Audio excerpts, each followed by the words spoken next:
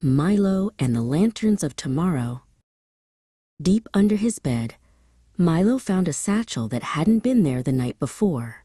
It was made of soft velvet and hummed with a quiet, golden energy. When Milo peeked inside, he didn't find toys or candy. Instead, he found a single smooth stone that felt warm to the touch.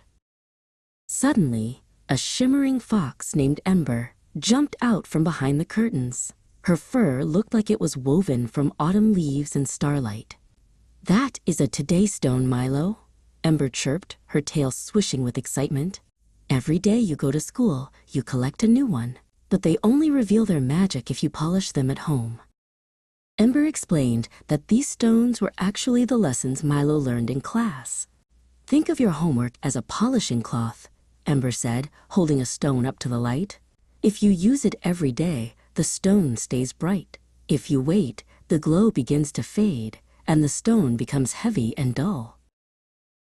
Milo looked at the map on his wall. Usually, it was just a drawing of mountains and rivers. But when Ember touched it, the map turned into a real misty world. "This is your mind forest," Ember whispered. "It's a bit dark right now because we haven't lit the way yet." Milo was tired and wanted to play with his toy rockets instead. He set the today stone on his desk and turned away. Almost instantly, the stone's golden light flickered and turned a dusty, heavy gray. The room felt a little colder, and the mist from the map crept closer to his bed.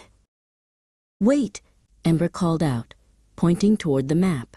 "Look what happens when we don't polish the stones daily." In the mind forest, the path was disappearing under thick, tangled weeds.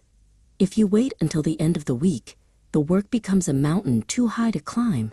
But if you do a little now, it stays a small, easy step. Milo picked up his pencil. He opened his math book and began to solve the problems. As he worked, the gray stone began to vibrate. With every correct answer, a layer of dust fell away, revealing a brilliant, pulsing light underneath. Milo felt a surge of pride as the hard problems started to feel like a fun puzzle. Next, Milo practiced his spelling.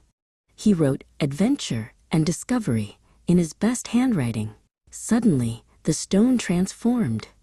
It wasn't just a rock anymore. It turned into a tiny, floating lantern. It hovered above his desk, casting a warm light that made his room feel like a palace of ideas. Milo and Ember watched as the lantern flew into the mind forest on the wall.